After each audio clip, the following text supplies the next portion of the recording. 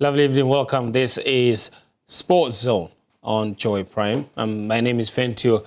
Tahir Fentio. Coming up over the next 60 minutes, we have a lot to talk about. Hearts of Oak and Kumasi Asante Kotoko cannot seem to win a football match. What is going on with those two clubs? No such problems for Midiama though. They've gone second on the table now with a realistic chance of winning the Ghana Premier League title. We have that to come. Plus, also, our Man United chances of finishing in the top four slipping away with yet another defeat this past weekend. And Chelsea finally got a win in what seemed like forever. Where do they go from here? And Arsenal are making it a contest with 4 games to the end of the season. They are firmly still in the title race. Just how far can they go? But curiously, for 2 games in a row now, Thomas Partey has been dropped to the bench. Is he losing his position or has he lost his position to Jorginho? We will be having that conversation here on the show as well. And ultimately, we will wrap up with the action in Italy, where Napoli were crowned champions and Victor Osimhen's name is now entered the books of the legends of Napoli. But the big question we're asking is, has he done enough for him to be in contention for the Ballon d'Or? Has he done enough to be in contention for the Ballon d'Or? We will be having that conversation here on the show. This is Sports Zone on Joy Prime. The show is live and interactive and is brought to you, of course, by Hunters. Now, you can join the conversation using WhatsApp. The number is 0551 57 57 57, 0551 57 57 57. Or use the hashtag Sports Zone. The hashtag is Sports Zone on Twitter. I'll read the messages, retweet them, share them with the rest of our viewers from across the globe. From wherever you've joined us this evening, thank you so much and welcome to the show. We'll take a short break. When we come back, I will introduce my guest and then we can start to show you some highlights. All right, welcome back. This is Sports Zone on Joy Prime. My name is Fentio Tahir Fentio. This evening, I'm joined by my regular guests, Daniel Cranting and Sichofe Philip Ashrim. Gentlemen, how are you? You all right? Good. Yeah, all right. Yeah. Did you have a good weekend? Very good. It was a lovely weekend. It really was. Couldn't have possibly had a very good weekend. Arsenal won. United lost.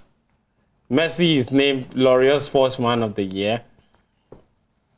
Your favorite musician didn't win Artist of the Year. Butterfly. So I can't imagine that you had a great weekend. But it's good. It's good to have you guys in here. Anyway, so like I said, the show is live and interactive on social media. Send me a message. The number is on your screen. I'm sure Maoli will put it up there shortly. Of course, 0551 57 57 57. And then on Twitter, the hashtag is Sports Zone. So leave your messages there. Let's begin the conversation with this. The Ghana Premier League, of course, entered match week 30. So just 4 more matches remaining in the Ghana Premier League. And it's a Jonah Stars who are still riding pretty. Kotoko and Hearts of Oak are slipping further back. Here's Kumasi Asante Kotoko against BBN Gold Stars. This game ended 1-0. Safu Taylor, of course, put Kotoko in front with a brilliantly taken goal, and that was that. From inside the D, fabulous finish. And Ghazali is applauded very early on, 5 minutes into the game. So it was really early on. And it looked like Kotoko, of course, were going to ride into victory very comfortably. It wasn't the case. The rest of the match, they basically labored.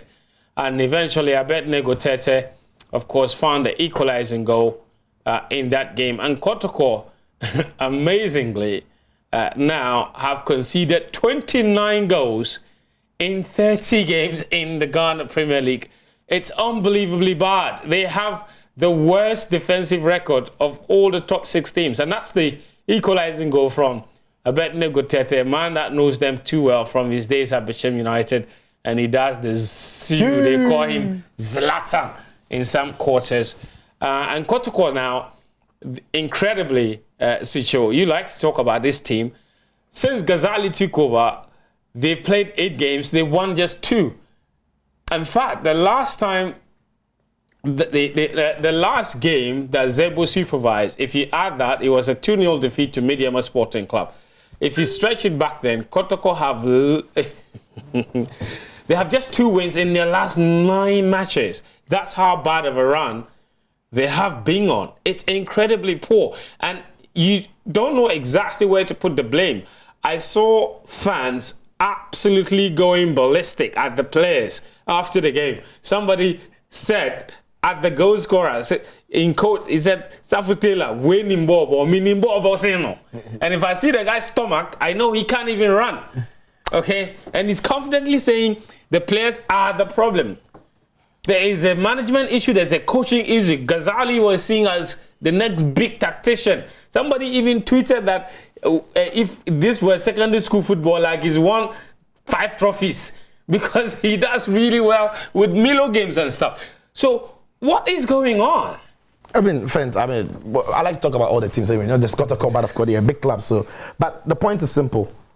And I've said it, of course the players will have a blame, part of the blame to take. But when it becomes the whole group, when it becomes the whole squad, then it possibly cannot be just about the individual. It's got to be the composition of the squad. Safutela in 2023, in my opinion, shouldn't be playing for Kotoko. I mean, he's been good before, but he's just not good enough at the moment. And there are many players in this Kotoko jersey that, in my opinion, are not an upgrade on what we saw of them last season. Kotoko are supposed to be defending the title this season. And one thing we easily forget, is that when you are a champion, the next season is incredibly more difficult because now teams begin to behave differently towards you. Yeah. So just like Hearts of Oak when they won it 2 years ago, teams started playing differently against Hearts of Oak and Buedu the season that followed. Kotoko are defending champions, and whenever they step up, other teams are also going to know that they are playing against the champions. Mm-hmm. So the attitude is different. When you look at the Kotoko squad, the players they lost and the players that have come through, it doesn't match. I mean, when you lose Gama, when you lose Etuga, when you lose your captain Ganyu, when you lose Mudasiru, Imoro Ibrahim, they are not easily replaceable. And the players that have come through, I feel sorry for them sometimes. Not as if they're not good players, but Kotoko's level demands a certain level of quality and ability. Some of these players will walk into other teams and they will absolutely be stars. Talk about Adon Frimpong in Adriana Stars now, who is playing brilliantly well. It's almost as if they're going to go on and win the league if they keep the momentum, even though they drop points. What about Emmanuel Jemfi? We've seen Kayeke leave Kotoko, and this season he's been very decent. Mm-hmm. So some of the players in Kotoko are good, but are they good enough to play for Kotoko at this level? The answer very much is no. That is why I always go back to those responsible for recruiting the players for Kotoko. And that is why I sometimes put the majority of, not all, but the majority of the blame at the doorsteps of the management who recruited and built this team. Because they sacked Zebo, not sacked, but Ogum left. He resigned, or there was disagreement and Ogum left. Yeah. And then they brought in Zebo. Ogum, in my opinion, is better than Zebo. And Zebo hasn't worked. Zebo has left. What was the plan for Zebo? We've not seen that. In the midst of all of this, there are many of the pitch issues, politics, and everything around Kotoko, which hasn't been healthy for them. Interesting. All right, so that's Kotoko. They have now slipped some, I think, about 8 or so points behind the leaders now. I'm looking at the table. Kotoko are down in 6th position, 44 points. Some 8 points behind the leaders, Ejana Stars. Ejana themselves, their point build-up has been eviscerated, hasn't it? Mediama are now just within 2 points of them. Mediama got a crucial 2-1 win against Bichem United. I think we have highlights of that game. They played earlier today. So they've gone within 2 points now of Ejana Stars. Hearts of Oak, they lost their 3rd defeat in their last 4 games. They lost at Samatex by 3-2.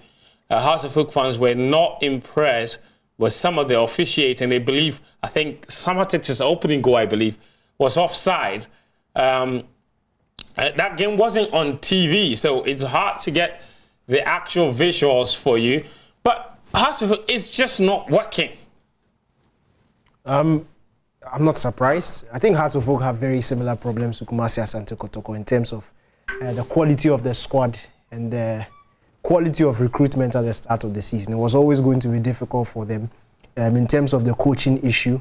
I said it when he was drafted, and I'm going to say it again. There are coaches that are good for different levels. Yeah. There are coaches that are good for teams that want to win trophies. There are coaches that are good for teams that are just satisfied with mid-table finishes. There are coaches that are also good for relegation fights. So you can't pick... You're saying that? No, it's true. You can't pick a relegation fighter and put him in a championship team and expect him to win a trophy. They are completely different mindsets. And in as much as, yes, everybody goes to the same coaching school, there are reasons why during the course of a career, people find themselves in different spheres.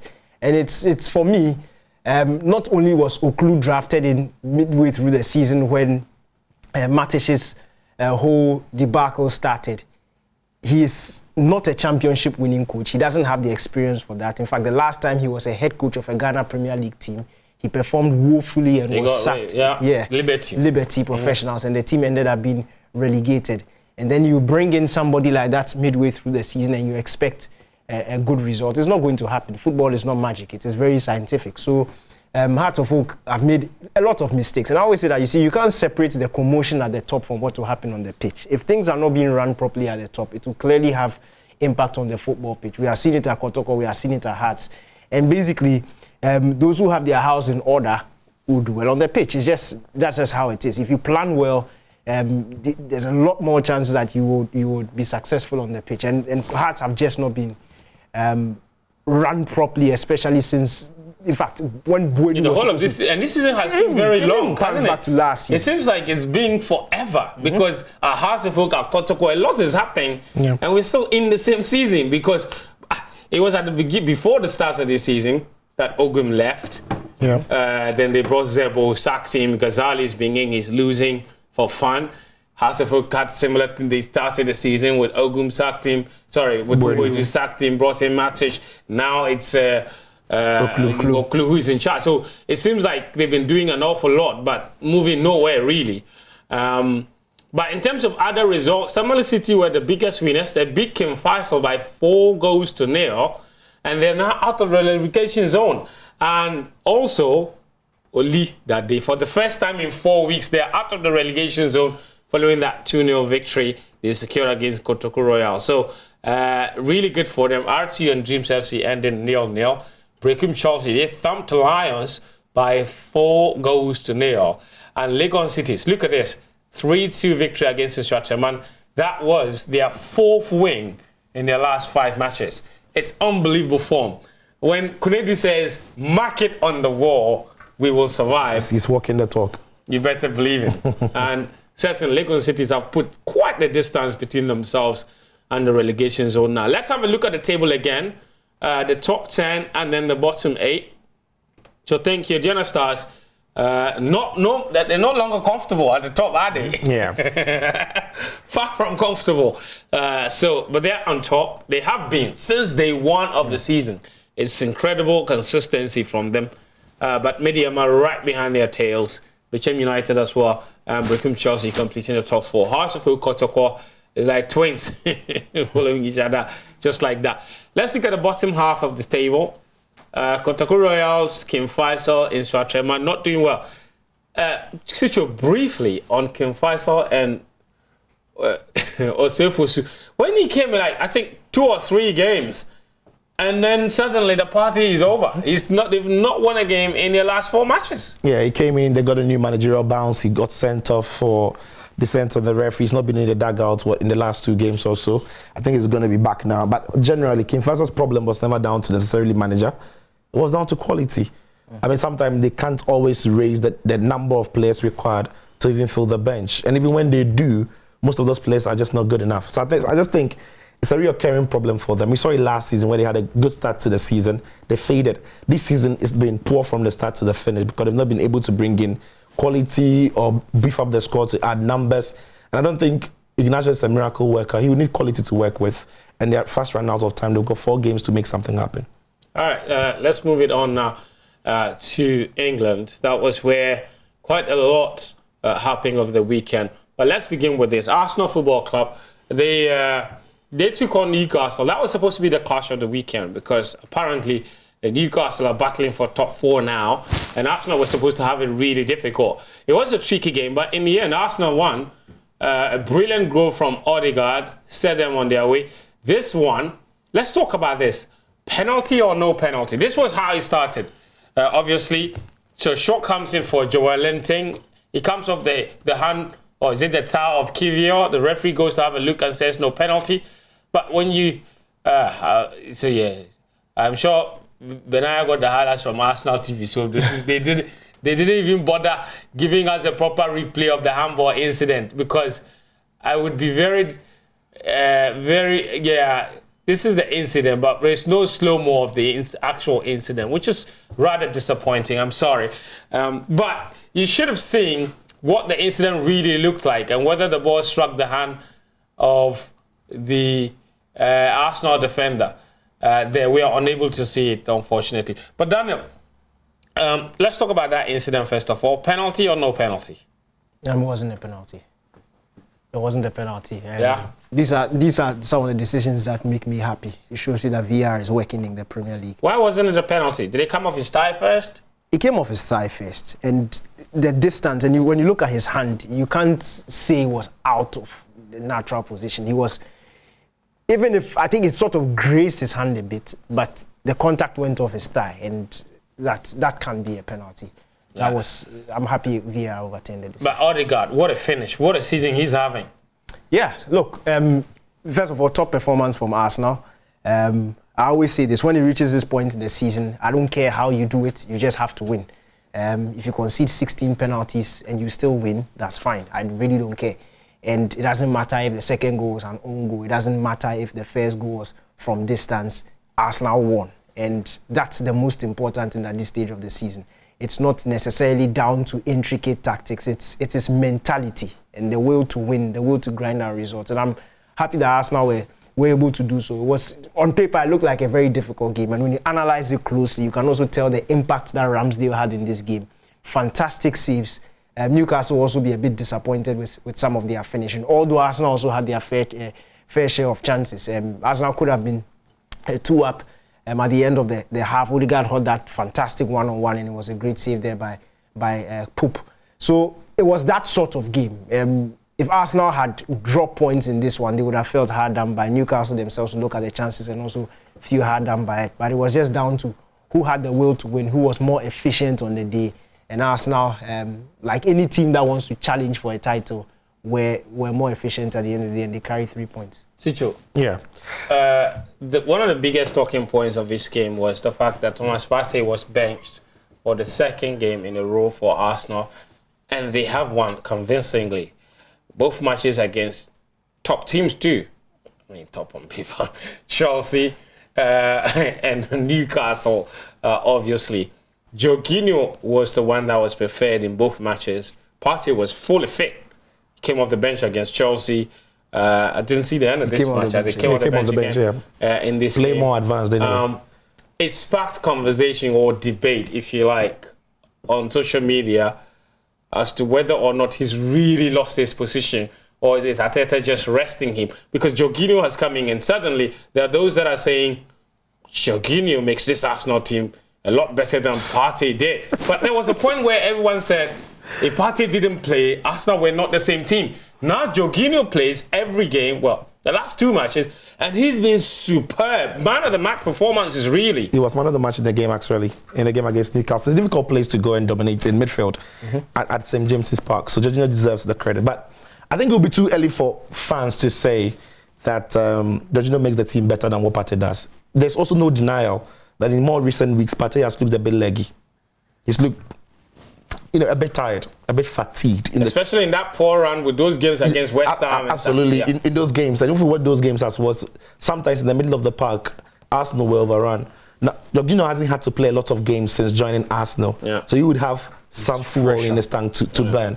I think it's great managerial skill by Arteta to know when to plug who. And I think the reason why I like the Jorginho deal for Arsenal was because there are similarities between Partey and Jorginho anyway. I think Partey does some things better than him, and vice versa as well. I think Partey's pass selection and his range is better than what Jorginho will offer you. I think when you need somebody to control the game, at the highest level, Jorginho gives you that much more better than Partey What does. you're telling me is Jorginho is the more intelligent footballer. I personally think so, but in terms of controlling games and dictating tempo of games and getting the midfield control for the entire team, I think it does. I've seen him do that for Chelsea when they ran to win the Champions League under Tuchel Osimhen. I've seen him do it for Italy when they were at the Euros. These are high-profile competitions where he's continuously done it. And in this Arsenal game at the St. James's Park, we saw it. In the game against Chelsea as well, we saw it. So he's got that in him. Meanwhile, Partey has also got that in about his game. Partey can dictate game. His passes, as I've said, is better than what Jorginho will offer you. His range is better. His selections are better.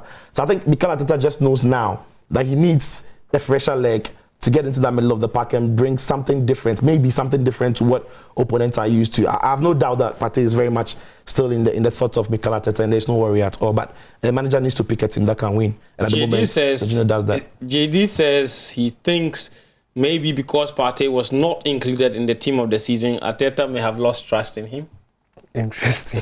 No way. I don't think so. It's not that simplistic. No. I don't think so. I think Arsenal themselves will be happy Partey wasn't in there, but that's another matter. But I don't think it's just the manager has to pick a team that can win. And as I've said, Partey didn't necessarily look like he was sharp. He was, if you like, very sharp for some of these games that we've seen. Partey fully fit, Jorginho fully fit. Who you think Arteta is going to pick? Look, it depends on what you want. It depends on, I think what he wants is win forward, every game. I think going forward. Is Partey's position in the team now less safe than it was before? Of course, Jorginho look, let me just simplify this. Because before Jorginho came, we all knew that he was a guarantee. Let me just, if we are talking about players of that mood, in that position, these are, in terms of, these are top 5 in the world. And Arsenal have 2. You can, if Jorginho goes to Manchester City, Rodri will be scratching his head. If Partey goes to Manchester City, Rodri will be scratching his head. If he goes to PSG, Verratti is always injured, so it doesn't matter.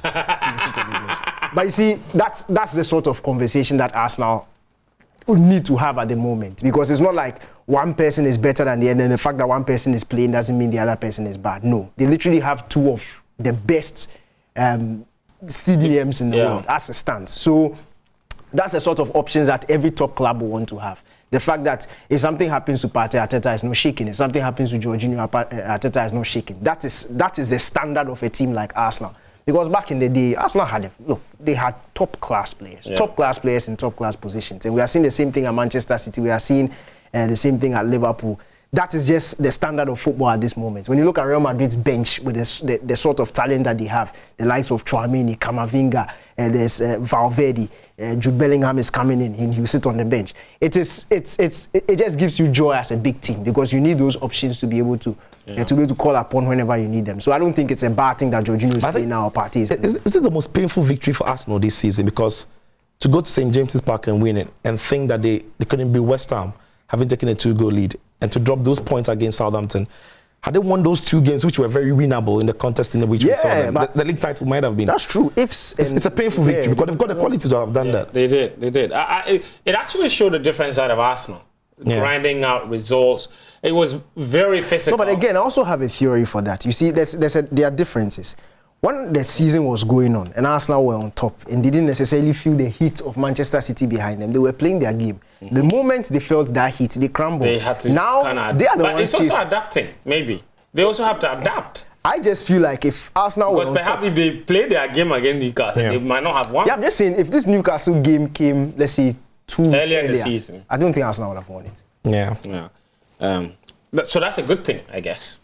It's good. They found different ways to win, because Chelsea don't win the league, but let's go. Charles Nkade, I will come back to that. Charles Nkade says, I'm praying and hoping Thomas will regain his form this season. Once again, no, he said, I'm hoping Thomas will regain his form once again. Partey was warned not to accept the captain's armband, but he didn't listen. He should go and ask Koja Asamoah about the number 10 jersey. I don't know what Charles is going on about. All right, anyway, I'll take more messages. But let's move on to West Ham United and Man United. Now, Man United were supposed to have had top 4 secured. Lockdown.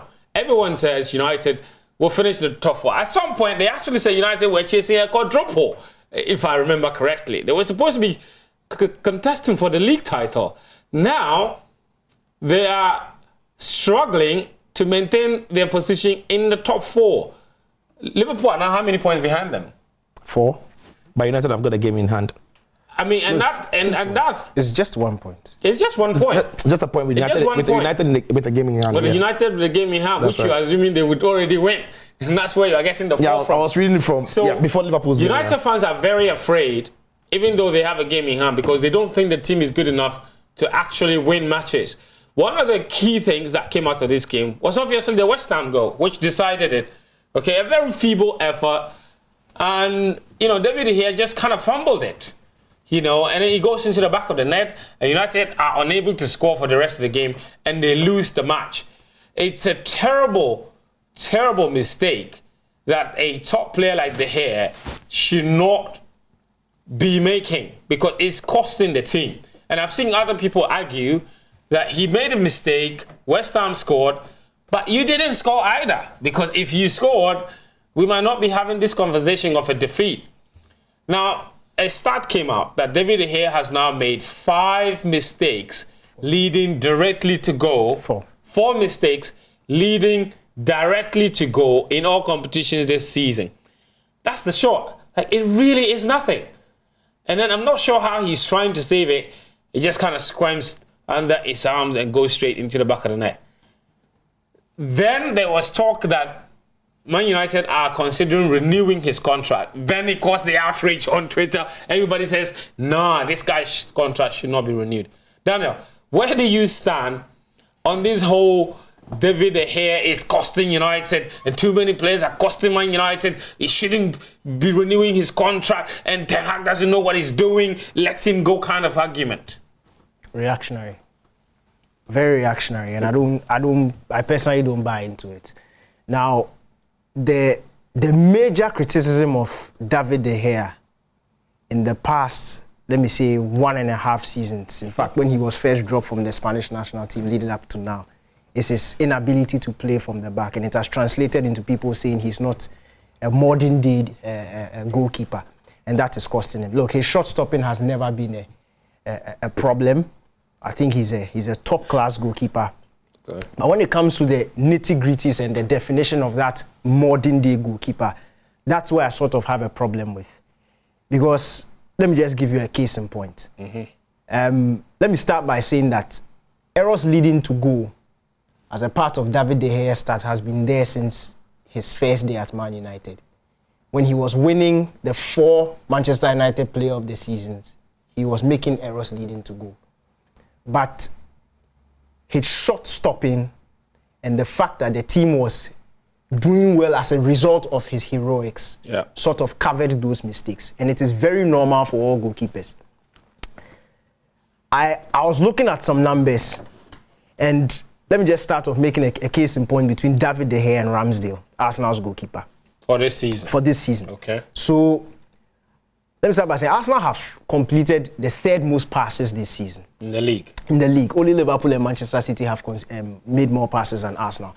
Arsenal, their average possession this season is 60%. Okay. That's the 4th highest. They are joined with Brighton, joined with Liverpool, and then Manchester City. Mm. These teams are teams that are possession-centered. Yeah. Their entire game plan is based on controlling the tempo of the game. Mm-hmm. But when you look at Manchester United, Man United have an average possession of 54. Now, if you make below 55, you can't be considered a possession-based team. Okay. Because 55%... Yeah, that is pretty equal. It's pretty equal.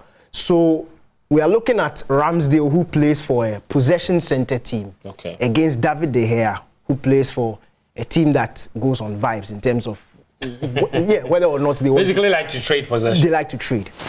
So... when you look at their numbers, David De Gea has attempted more than 100 more passes than Ramsdale. Now, bear in mind, Ramsdale is playing for the team that has a lot of the ball. Ideally... Why is De Gea attempting more passes? Exactly. So that's one problem. David De Gea has made almost 100 more touches than Ramsdale. So Ramsdale's team loves to keep the ball.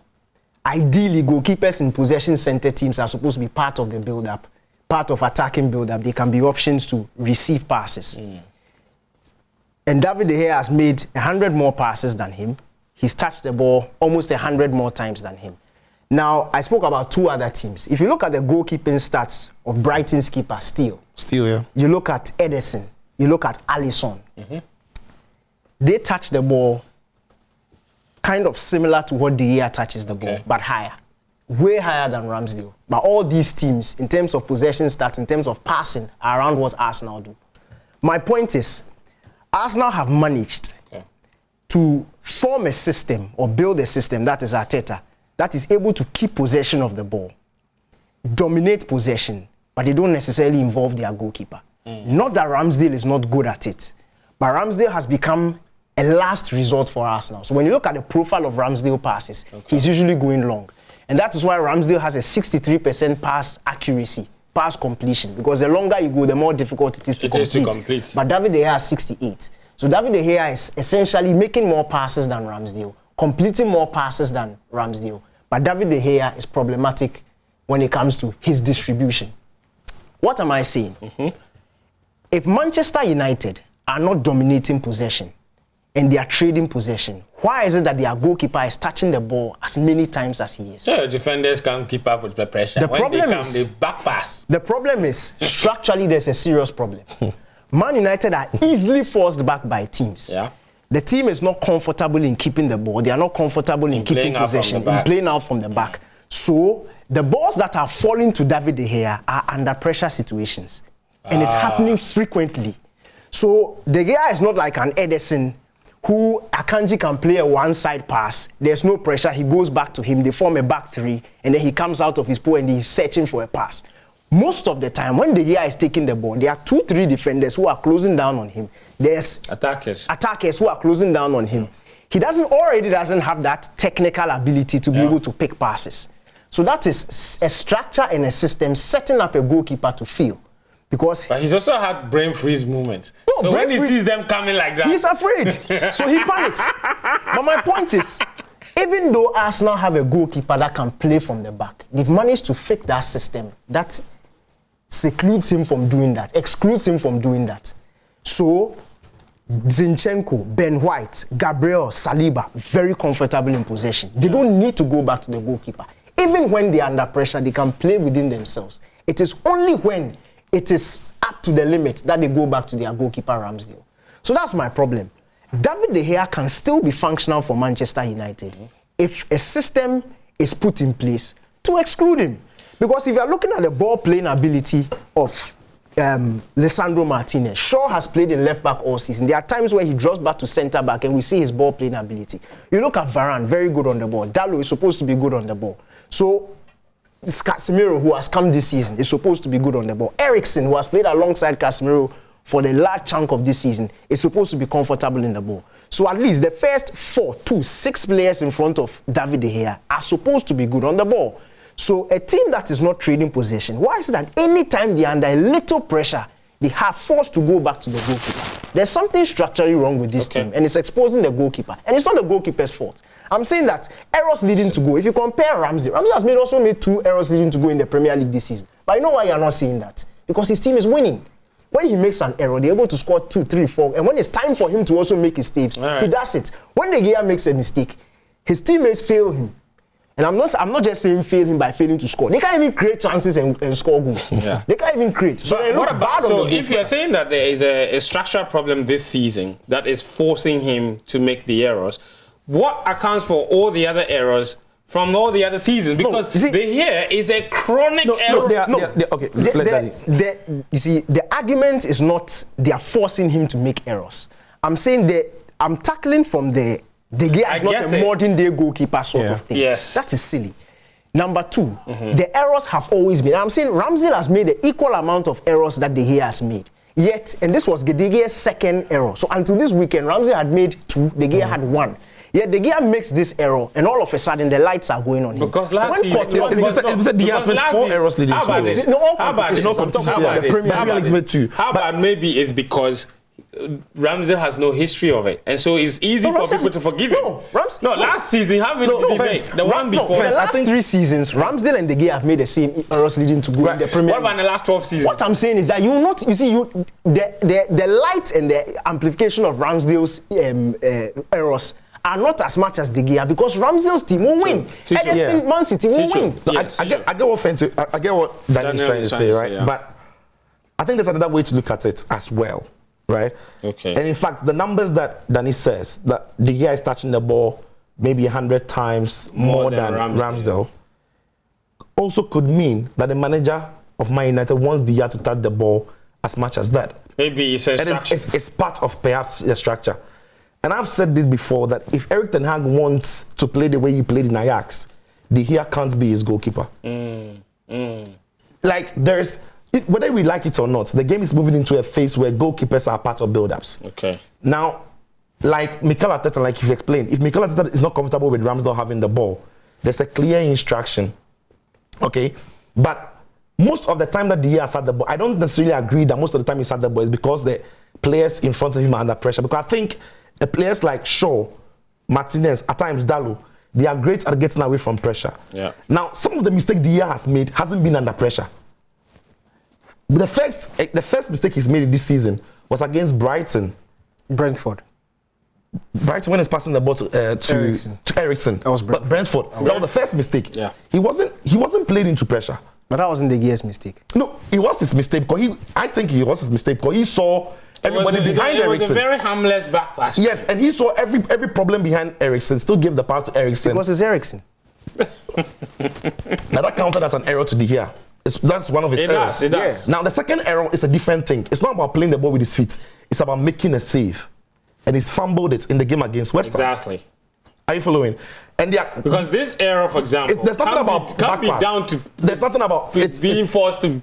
Exactly. De Gea is a great shot stopper. So these errors, I'll pass it. But I'm saying that if Erik ten Hag wants to play anywhere near what he did in Ajax, using a goalkeeper as part of the system. David De Gea, all Man United fans can put all the emotions aside of what De Gea has done for them over the years. But if Erik ten Hag wants to play anything close to what he did at Ajax, David De Gea cannot be his goalkeeper. And the other thing is, and I agree with Danny, when De Gea makes the mistake, the team is not playing well to give anything as though they are going to score. And the problem I've had with Erik ten Hag is nobody really knows how he wants his Man United team to play. From the start of the season, not being a signature. And it's a full season already. When Pep Guardiola arrived, he didn't win in his first year. But the way he wanted to play was so clear that the whole team needed one season. The whole team was planning towards bringing players to play like he wanted to play. When Klopp came, the way he wanted to play, it was so clear that everybody just knew that this player won't fit, that player won't fit. Nobody can tell me which player in Man United fits Erik ten Hag next season or not. Because clearly, nobody knows how he wants to play. So I think he needs to throwing pink balls at the wall. He's actually coaching every game as though it's a final. He coaches the game a game at a time, with no general philosophy, without any general plan, and that in itself doesn't aid the entire team. So I think Erik ten Hag also has to look at himself and think about how he wants the identity he wants to have for this Man United team. But David De Gea going forward, if he wants to play like he played in Ajax, David De Gea can't be his goalkeeper. Interesting submission from Sicho. Let me take your messages now. Let me go to Twitter and take those ones first, and then I go to WhatsApp. The hashtag is SportsZone on Twitter, and also the WhatsApp number is on your screen. 0551 575757. All right, let me take some messages now. Of course, Suke official says Man United don't even know their budget for the summer, and people are talking about replacing David De Gea, which will cost northward of £50 million. This team needs a top-class striker and a midfielder and even a defender. Daniel, even the chances they create don't get converted. All right. Kwame Echapoma says, Daniel Cranton, that's a brilliant analysis on David De Gea. Pelo says, De Gea wasn't thinking when he went down to make that save. But honestly, David De Gea has saved United's team several times, and renewing his contract shouldn't be a problem at all. I agree with Daniel.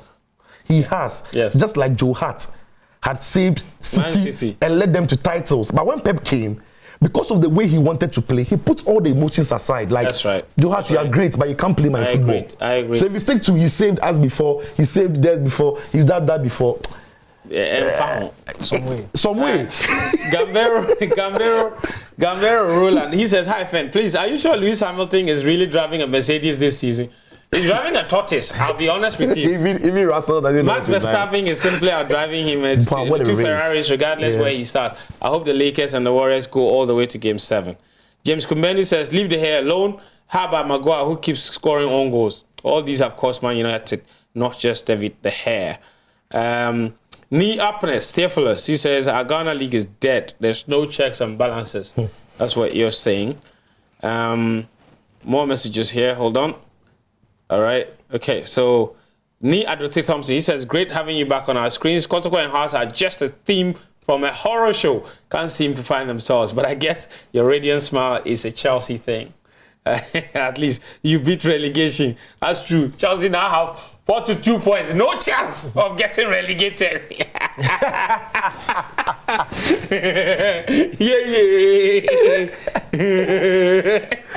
Samuel Kwame Ayaba says, good evening. Daniel Fenton, Sicho. How is it that Liverpool are a maximum of 4 points behind the title pretenders? And as for Akona and his team, they should just forget because Pep and his boys won't slip. All right, interesting. And James Kumbeni says, Kotoko concedes an average of a goal every match. This isn't good for a team like Kotoko. Let me go on to WhatsApp and take a few messages there as well. This one says, this is just they, who says Man City will race to the top of the Premier League table shortly. A rise, I think, is what you mean. Jesse from Alajo says Man City will win the Premier League title. A City fan forever. Kelwini Kinsley from Domar West, he says, good evening to you guys. AC Milan made me happy against Lazio. They will make me more happier against Inter. Then will make me happiest against Real Madrid. Jeff in Brekum, he says, I was really happy Arsenal won yesterday. Newcastle really played like the old Stoke City. Very robust. Yet we were able to sail through. Just a quick question. Please, do the teams in the Premier League pay winning bonuses or is just their weekly wages? Jeff, they pay a lot of winning bonuses. And I think the Milan fan was talking about meeting Real Madrid in the final. So I saw Daniel's face. He was thinking, but they're not playing Real Madrid. How can he make you happy? The guy has made his predictions already. He's talking about final. We can feel free. Anyway, good evening to you guys. This week we can all rest small about Man U. Fent. Why is Pochettino's appointment delayed? Or has he also turned us down? Tajuddin from Sawaba in Tamale. Pochettino will come, don't worry. Let me take the 4 results from the Premier League and then we can move it on now. This weekend, Chelsea got a very rare victory. Man City, of course, won. It was one game where Gundogan scored a hat-trick and Haaland let him take a penalty, 2 goals. Haaland let him take a penalty to score the hat-trick. Then he missed the penalty. Unbelievable stuff. Anyway, so there you see. Earlier today, cracking games. We were watching them. Fulham beat Leicester 5-3. Brighton lost at home to Everton by 5-1. And Liverpool beat Brentford also by 1. And the Southampton lost against Nottingham Forest. And then Southampton lost against Nottingham Forest, of course. But let's keep it going to the Copa del Rey. Real Madrid. Okay, that's the table, sorry. Okay, so confirmation. If you're wondering where your team is, there you go. Man City, 82 points. Arsenal 1 behind. Newcastle United, Man United, Liverpool, just 1 point behind United, even though United have played 1 game less. Spurs, looks like no chance of them making top 4 at all this season and no Champions League football. All right, we will do Copa del Rey very, very shortly. But let's turn to our good friend Karim before. Okay, so there are the Copa del Rey highlights. Real Madrid, of course, winning their first trophy of the season against Osasuna. Sicho, this guy, this season, how good has he been? No, he's been brilliant. And when people talk about players that can win the Ballon D'or, I think he deserves a shout. Top 10, top 5 players, he deserves a shout. His numbers speak for himself. And these are the things he does. You don't coach these. These are things you don't teach. It's either you have it or you don't. And he's got plenty of it. He can go past players, can set up his teammates, he can score. And it's just fascinating and phenomenal to watch Vinicius. Yeah. I mean, what a clear Ede Militao will be there on Tuesday. No, he will be there. As always, he will be there. We are waiting for him. And Roma, they needed this. But I'm happy with the way they didn't make it look like, yeah, we've won it, we're celebrating it for just a minute, and we are focusing on the next game, which is against City. So, yeah, they should be confident coming into the game against Man City. But Vinicius Jr., what a player. What a player. Yeah. What a player, Vinicius Jr. Daniel, I'm sure, obviously, we talk about some of the great Brazilians that have played for Real Madrid. And he reminds a lot of people about Robinho. But even Robinho, in his very best season, he wasn't as efficient as this. Yeah. He wasn't as efficient. Maybe a little bit more exciting. He was excited, very. But I'm a big fan not of his this work. efficient. Yeah. And Vinny has transformed a lot, because I remember him from his very first season when Real Madrid fans were like, who is this guy? That is a coach who knows how to improve his players when Carlo came in. He's done it with Rodrigo. Why are you smiling? He's done it with Vinny. No, because he's done it with Fede Valverde. I know where situation. I'm not going anywhere. I'll stay here. How long did it take for Carlo Ancelotti to get Vinicius to this? One season. One season. Just one. So after the first season. In his first season. Oh no, in his first season he was very. No, in Carlo's first season. Carlo's first season was last season. Yeah, Vinicius. No, Carlos. Wait. Carlo's first season was last season. Yeah, yes. That was his first season back. Before Carlo came and Azizu, Vini was all over the place. Carlo got him in one pre-season, and last season he won them the Champions League by scoring in the final. An effect of a manager who knows how to improve his players. Rodrigo, Fede Valverde, Eder Militao played as if Ramos has never played for Real Madrid. Yeah. Only last season. Yeah. Coaching. That's right. Let's go to our primary school teacher. Karim, you don't have a lot of time. But how are you? You good? I'm good. Yeah. What do you have for us today? Well, the team, if you look at the team this weekend, it's unrecognizable for the people that don't follow football really every day. Okay. That's because the Ghanaian players in the big leagues, like the Premier League, Syria, they haven't really performed really well this weekend. So we've dug into the smaller leagues to get these talents that can be really big prospects for Ghana in the future. So Abalore again, he kept a clean sheet for his side, FC Sheriff. They drew goalless against Zimbro. Then Prince Ampem, he's our wing back. He plays for Rijeka.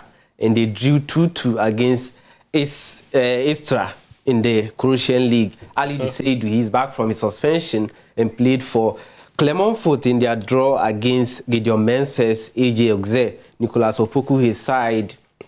That's Amiens. They won 1-0 against Sochaux. Then Alex Djuku, he captained his side, Strasbourg, to a very big win against Nantes. Then Gideon Mensah back from he missed the previous game and he was back for Liga has been hyping him a lot on Twitter these days. Yeah, he's doing well. It's not just fluke. Though Isaac Saki, his side, Omrani. Isaac Saki of Isaac Saki. He's a legend, though. Isaac, he's a veteran. I don't know why. You've never seen him before, in right? my search that I found him. I said, this guy has been there all this while. Yeah, he's not a small boy, 29 years old. He's played a couple of games for them. Four games. Yeah, there you go. So his side, Umranias, they beat Sivasspor 4-1 in the Turkish Super League, and he was phenomenal. Then we have this young star, Lawrence Ajekun. I love him. You know, interestingly, what you're looking at 3 former Wafa stars in that team. Karim, can you identify them? Yeah, 1, 2, 3. There you go. Prince Ampim, Ajekun, both of them covered them extensively in the 2018, 2019, 2020 season. Gideon Mensah, obviously, the seasons before that, 2016, 2017. So good stuff. Good stuff. And these Who is this Mustafa boy? Right to Dream Boys too. Wow. Ibrahim Mustafa, he plays for Lask Linz. He came on as a substitute and scored the equalizer for them in their draw against Austria. 22. He just joined them this January. And this guy, let me first talk about Fatau. He was supposed to be here. He scored an amazing goal, a trademark goal. The youth team again, huh? Yes, for the Sporting B. Sporting B. The matters. But you have the goal. He played for the youth side. He scored a goal and he's in the team of the goal. Yes. But I saw you working on some video. What is it? We are getting there. No, let's get there. We don't have time. So that's Mohamed Husseini. He's the one we are going to talk about in the video. He scored his 8th goal for Sturmgras B in their Let's watch the video while we talk about it. So that's Yes. Mohamed Gaddafi for saying. He's an interesting talent. He was born in 2002, 20 years old. He left Right to Dream in February 2022. Wow. Then in 5 months, he was in the first team of Stormgrass.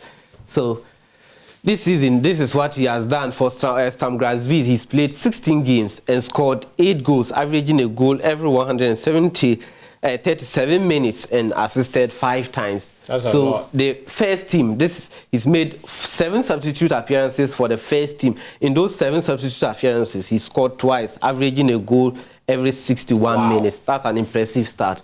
So overall in the season for both the first team in the league and cup competitions, he's played 28 games, 1,317 minutes, averaging a goal every 132 minutes. 10 goals, 5 assists. That's amazing. So this is the goal you want to see. Yes, that's the goal I want to see. So it's just a summary of the kind of player he is. Okay. He has composure. He has the technicality to finish. He's very confident in what he Karim, please mute your thing. Thank you. So basically, this is what I want to highlight about But him. why won't you show us the other one? Yeah. No, show us the other one. It's okay. This is what I want to show. Right. This is what I want to show. It's about the confidence he has in him, the technical ability he has in him, And the composure, energy play today. His team might go relegation. Basically, he's only 22. No, he's 20 years. 20 Look years at composure. He's played 20 Look at years. composure. He's played. He missed it. He missed this, but he scored a goal. But he's a talent. That I'm Yeah. not sure why you're being cynical. Why is he being cynical? There's one thing I want to say about he's only 20 years, but he's won his first senior title last weekend for Stormgrass when they won the Ocean Cup. And also in his first season with the Stormgrass B, he's won the junior league there. Right. Basically, an interesting talent that can Mohamed give Ghana a lot. Husseini, keep an eye on him. Right. You first saw him here highlighted Remember that name? by Benin Karim, our talent spotter on this show. Thank you, Karim. But this guy, the boys come Ghana, never can see him. Yeah, even though they're not going to make it start. Anyway, guys, over the weekend, Victor Osimhen and Napoli wrapped up the Serie A title. The Scudetto is their 4th title. They are first since 1987. It's been a very, very long time coming. Or is it 86? Yeah, it's been a very long time coming. Victor Osimhen obviously was the kingpin. Led them to that title. The celebrations after that were quite iconic. But now, where are my celebration videos? Thank you. There you go. But Sicho, does this automatically shoot him into the conversation for Ballon d'Or? You wanted to be part of the Ballon d'Or shortlist, yes. To win it ultimately, top 3, I don't think so. I don't think it's top 3. He makes it. Yeah, he's won. What he's done is remarkable because I've said it before. Napoli don't win leagues. The last time they did it with the football god, Maradona. So for him to be the person scoring all the goals to get them there, yes, it's pleasant. But I think the way Ballon d'Ors are won, it's not necessarily down to now individual accolades. There's more to it. There's a PR, you need a campaign around you. You need to have a lot of credits in the bank. People must love you as a person before. Otherwise, you need to win every trophy in the world, I should say. You have to win the Champions League, win the Copa Italia, win the Scudetto. So I think this one makes him, I think if you're going to have African Best Player of the Year, he's going to win from 1st to 3rd. No other person should win anything else. It's only him. Osimhen 1, Osimhen 2, Osimhen 3. He's like by far the best African player in the year under review. But I think for Ballon d'Or top 3, that is far-fetched, especially in a calendar year where the World Cup was played, where we had Mbappe in the final and scoring the hat-trick and they were top goal scorer in the World Cup. Lionel Messi winning it ultimately. Erling Haaland with what he's doing with Man City. I see how that top 3 is shaping up already. Daniel. If football is fair, he will at least be in top 5. There he is. Yeah. If football is fair, he should be in the top 5. Top 5 of the Ballon d'Or list. Yeah, FIFA has told all of us why the World Cup winner, the World Cup is very vital when it comes to winning the best award. But the Ballon d'Or takes into consideration the entire season. You can't walk for the whole season, win one trophy, continue walking, get suspended, and at the end of the day, you come back and you are in pole position to win. It shouldn't happen. It will be very unfair on football if that happens. This guy should be seriously considered because what he's done is historic. As he said, the last time they did it was with Maradona. Yeah. The last time an African did this in the Serie A He won the Ballon d'Or. He won the Ballon d'Or, so I don't see why he can't win. Interesting. Let's wrap up the conversation with the UEFA Champions League coming up this weekend. And Joy Sports, we have a special Champions League show coming on Tuesday. That is tomorrow. You're watching us this evening. You work around Accra. Tomorrow we are at Poquitos, okay? Poquitos. Yes, Poquitos. It's in and around the Africa origin area. Yeah. That's where it is. Close to the Bloom area. Poquitos. Just like pork and I-T-O. Poquitos. That's right. That's where we will be tomorrow for Real Madrid versus Manchester City, okay? The game is at 7 p.m. All of us, the whole Joy Sports team, all of us, Sicho, myself, Daniel, Gary, Muftau, Nathaniel, all of us will be there. Join us there tomorrow for that UEFA Champions League game between Real Madrid and Man City. That's where we'll be watching it. And somebody sent a message here. It says, please, okay, here's a message. It says, I love, yes, it says, I'm enjoying your sports show. Keep it up, a good way. But will you guys give us tips on the Champions League for tomorrow? Oh. And that's why I read this message. And that's the fixtures behind you, Daniel. I'm sure they'll put them on the screen as well. No, there you go, thank you. Real Madrid against Man City, that game tomorrow. You have a track record, don't disappoint. Who takes that first leg? This one, I'll go for goals. I'll go for over 1.5. But there's something very important about this game. And the Milan game, I'll go under 2.5. Under 2.5? Yeah, for that Milan game. There's something very important about go ahead, my brother. Free your mind. You know, Ellen Haaland and I, we go way back. Yeah. You know, we are very good friends. Yes. Yeah, so...